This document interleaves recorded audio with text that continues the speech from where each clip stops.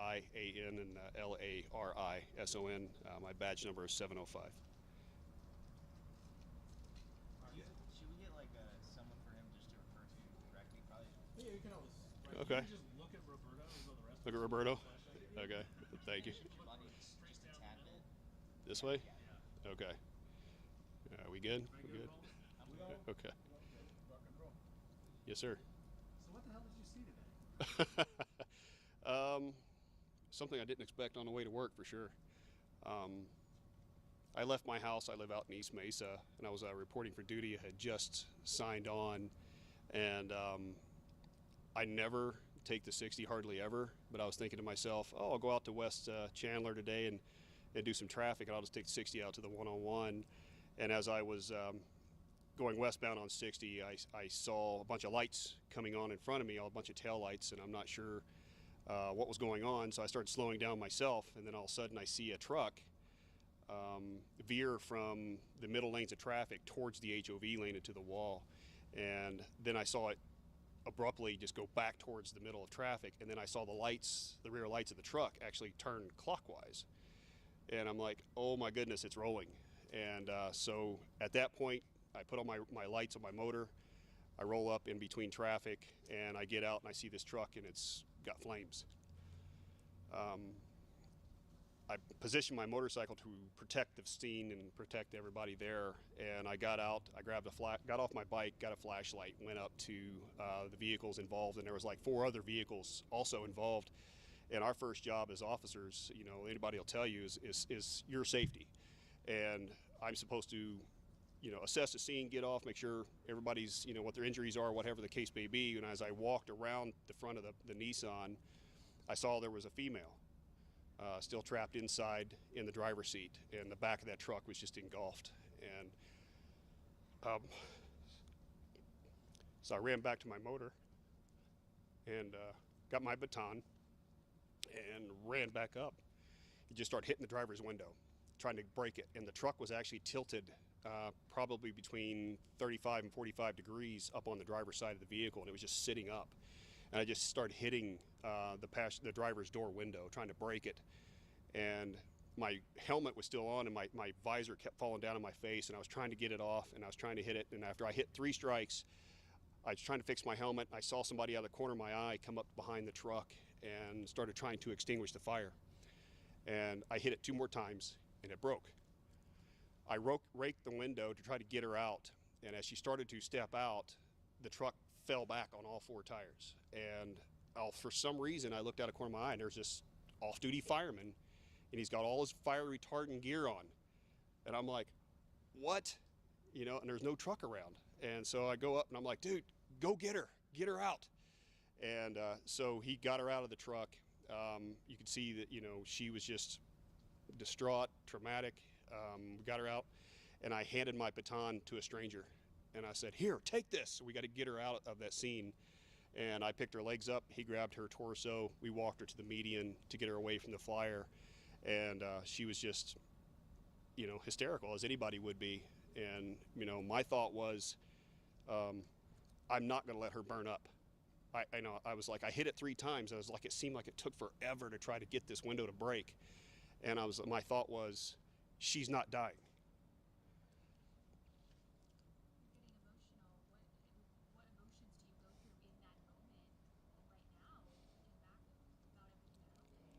At the time, I wasn't thinking about emotion. My job was to rescue her and to get her out.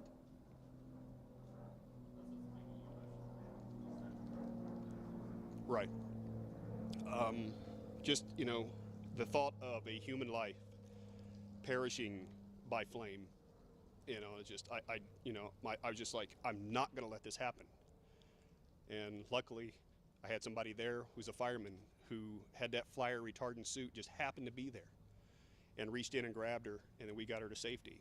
And that's our number 1 priority. That's what we do. We go to an accident as a motor. On any time we go to any kind of collision, our job is your safety, to make sure, you know, the injuries are taken care of, and then we assess what's going on. But that's our number 1 priority. My job was to get traffic diverted make sure everybody's okay, and then DPS rolls up and it's their scene. I give them my statement.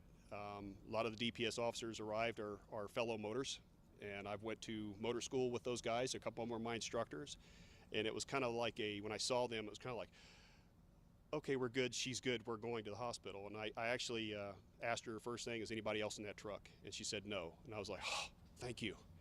And then we got her away, and I was like, is there anybody I can call for you? And I called her husband.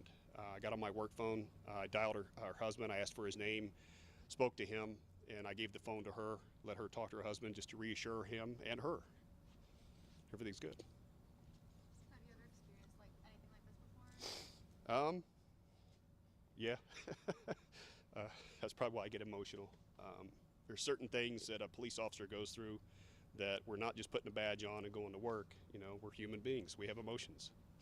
And our job is, every one of you, to make sure you're okay. So your firefighter is in full fire. He's fireproof. You're not. Right. But you're running it anyway, not knowing that you're there. I don't matter. They do. That's how I look at it. It's just, you know, I signed up for this. I was a Marine before I became a cop. You know, I've been doing it since I was 18 years old. You know, contract says payable with my life if necessary. That's what we do. It's one thing to be in a, right in the midst of a collision. It's another thing once the fire starts. It's kind of like a race against the clock. Yeah. But I knew as soon as that window broke, oxygen was going to get in there and it was just going to engulf. And that's exactly what it did. As soon as that window broke, I could see it starting to move up into the beginning, in the front of the cab, because it was already in the back seat, and it was starting to move up. And I was like, we got to get her out. So, yeah. How are you doing? I see a cut in your arm there. Was that from this morning? Or? No, that was from cleaning my pool.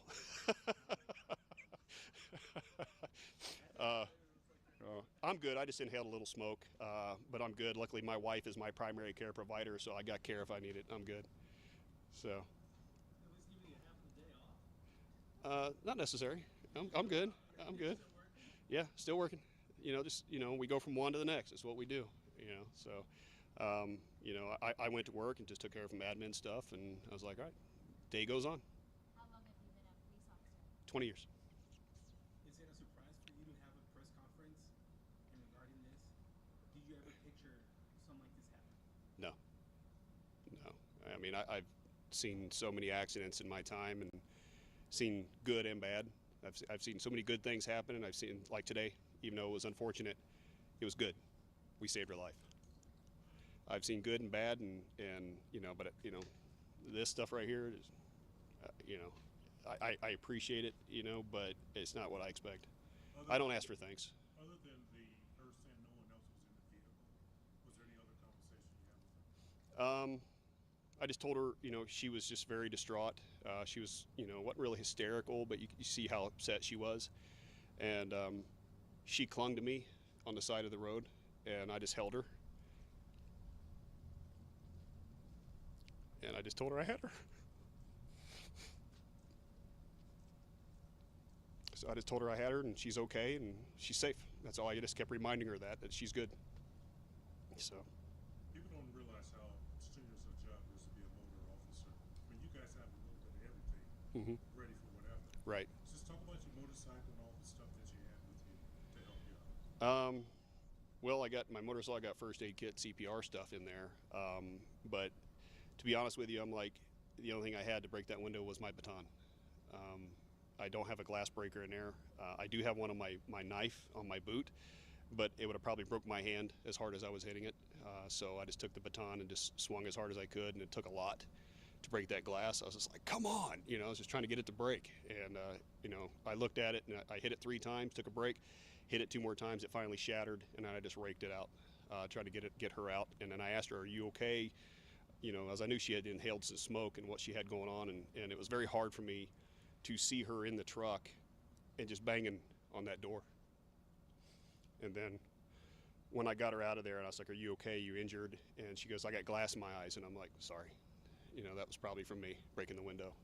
But other than that, you know, I was just happy that it took everything they had to get her in an ambulance. She did not want to get in another car, you know, but I told her husband where they were taking her, put her in the car. I asked for her name, and then they told me what her name was, and then they put her in an ambulance and took her to the hospital, and she's gonna be just fine. Have you seen your health being video? Have I seen it? Yeah, I have viewed it once. How was that? Emotional. Going through everything again in my head. I care about people, man. It's just what I do. At my church, that's just what we do. We love God, we love people. And that's exactly what I do. Seems like you said you don't usually take the 60.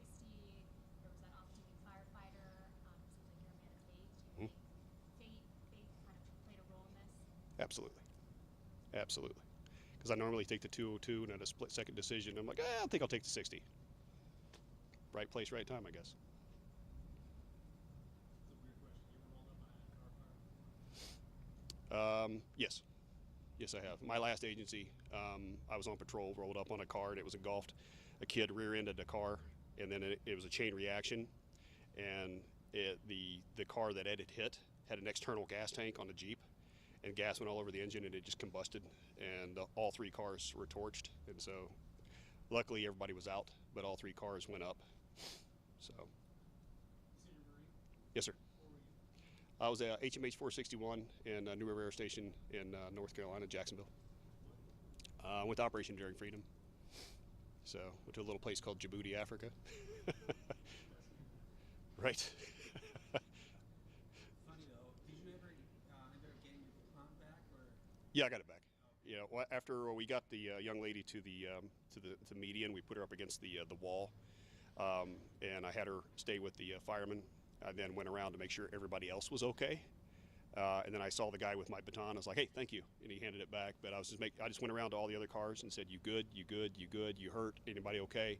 And there was one lady. I said, "If you wouldn't mind, just have a seat, relax." She was a little shook up, but yeah, that's pretty much it. I went back over there and I got down on one knee, and I just held on to her until fire got there and wanted to check her out.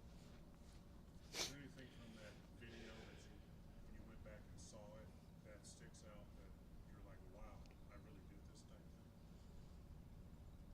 thing? I can't believe that happened this morning. Nobody expects to, on their drive to work, something like that happen. But it did, and luckily everybody turned out. And I told her when she was in the back of the ambulance before she left, she kept saying to her husband, "I lost my truck. I lost everything in that truck." And I was like, "It can be replaced. You cannot be." I was like, "You're alive." And then she gave me my phone, and I was like, "You good?" And she goes, "Yeah, thank you for saving my life."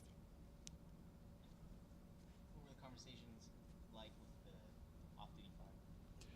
We fist bumped each other and said, "Hey, thanks, dude. That was awesome," kind of thing.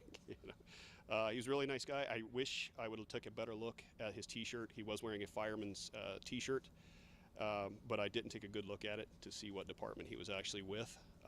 But and I kind of remember his name. But good on you, dude. He reached in. So good on him. How long have you been with the Chandler Police Department? 10 years. Yeah, I was with a small department when I got out of the Marine Corps in Colorado. I was there for 10 and a half years, and then I came down here, lateraled on, got fortunate enough to get on with a bigger version of a department that I loved back in Colorado. They were very family oriented, and when my first ride along here with Chandler, I was like, it's just a bigger version of what I'm leaving. They're great. And so I was fortunate enough to get on here with Chandler and been here ever since. And have you always been a motor officer? Now, I've been a motor officer for 4 years now. We say we count our time on motors by summers, and I've just done my 4th summer, so I've just completed that. So yeah, I love being a motor. I've done a lot of different things in law enforcement, and this is by far, in my opinion, is the best job out there. I mean, what other department will pay you to ride a motorcycle every day? And you're coming from home. I mean, you're on the clock as soon as you. Yes, sir. Yes, we log on from our garage and we log off at our garage. So I log on and show myself I'm available for calls at that point, and then I just ride to work. And there have been times when I haven't even cleared out of my garage and they're dispatching me to an accident somewhere in town because there's no other motors on it yet. So I've done that multiple times. But yeah, we're available as soon as we clear our garage. We just have to let them know if we're en route to something. Hey, we might be an extended estimated time of arrival, but we'll be on our way. But just last question, but just what does that say about the city of Chandler and how they know what to get people out to help people if they need it, Um, resource-wise? Resource-wise, I have to speak for the, in my experience with this department and these officers as a whole, they don't think about themselves. They go right to it. They don't question it. Whenever something comes out, they go, and we go out as a team. If somebody gets in some sort of serious incident or something going on, we respond, and we respond for all our brothers and sisters. We all come to play. Just to put in perspective, how long was it from the time that you got there to the time the truck was completely engulfed? Seconds, a matter of seconds. When I saw the lights coming on, and I was kind of like, okay, we got something going on up here. And I wasn't in the HOV lane. I actually had just moved over into what we call the #1 lane of traffic. And I was passing a car in the HOV lane, and I saw the lights coming on, and then I saw the truck, and it was just seconds. And then I hit my lights and kind of split traffic to get up there to see what was going on, and it wasn't long at all. You guys good? Thank you so much. Oh, you're quite welcome. All right, take care. And just for the record, you could have taken the day off, but we don't force the people.